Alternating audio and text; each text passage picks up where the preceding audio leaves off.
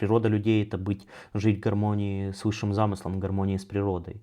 Но нужно понимать, что большинство людей, многие люди живут конкретно именно вот таким образом, что они вот как-то конфликтуют, враждуют друг с другом и живут, в общем-то, и в целом не по природе, а живут чисто инстинктивно, э, чисто хотят отломить в нашей современной жизни кусок пирога побольше, заработать больше денег, отхватить больше власти.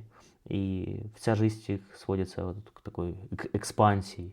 Экспансии во всем. Экспансии, начиная с материального чего-то, заканчивая какой-то властью и каких-то вот у них нету меры в каких-то наслаждениях. То есть если они и нет меры в еде, то есть они едят до отвала.